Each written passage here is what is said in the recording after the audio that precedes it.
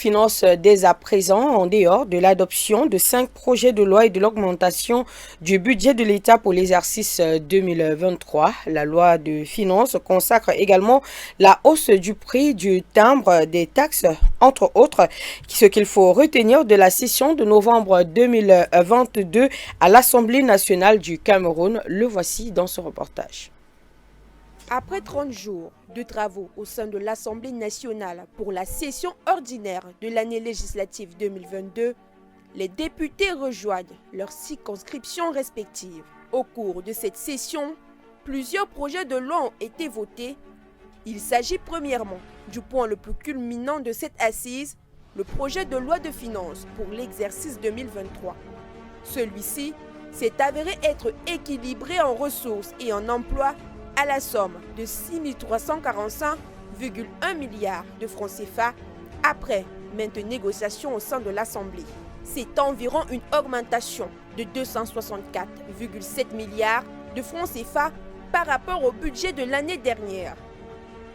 Aussi, le gouvernement a trouvé judicieux d'augmenter les taxes et les prix du timbre fiscal. Celui-ci passe désormais de 1 000 francs CFA à 1 500 francs CFA, soit une hausse de 50%, ce qui fait fuser des plaintes de part et d'autre. Louis-Paul Motazé, ministre des Finances, dit d'ailleurs comprendre, mais ne manque pas de rappeler que dans certains pays de la zone de la communauté économique des États de l'Afrique de l'Ouest, les taxes de timbre vont de 2 000 francs à 3 000 francs CFA. Il ressort également des différents travaux en commission de finances que le gouvernement a ouvert un fonds de garantie de 200 milliards de francs CFA afin de permettre aux porteurs de projets pertinents de disposer de la garantie nécessaire pour obtenir des financements auprès des banques. L'enveloppe allouée à la politique d'import-substitution, elle, s'élève désormais à 136 milliards de francs CFA repartis dans le budget de plusieurs ministères, dont le ministère de l'Agriculture et du Développement rural, le ministère de l'Élevage, des Pêches et des Industries animales et le ministère de l'Économie, de la Planification et de l'Aménagement du territoire.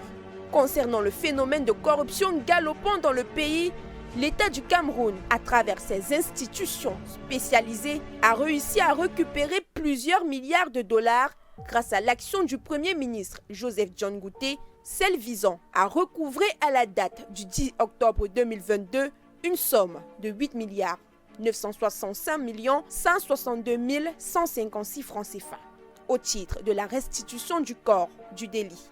Enfin, la problématique de la qualité du système éducatif était également au cœur des échanges. À cet effet, Kavaï Yégué Djibril, président de la Chambre basse du Parlement, appelle à la réforme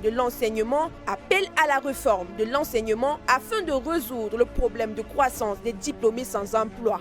Il faut également préciser qu'une enveloppe de 15 milliards a été dégagée pour la reconstruction des régions de l'extrême nord, du nord-ouest et du sud-ouest du pays.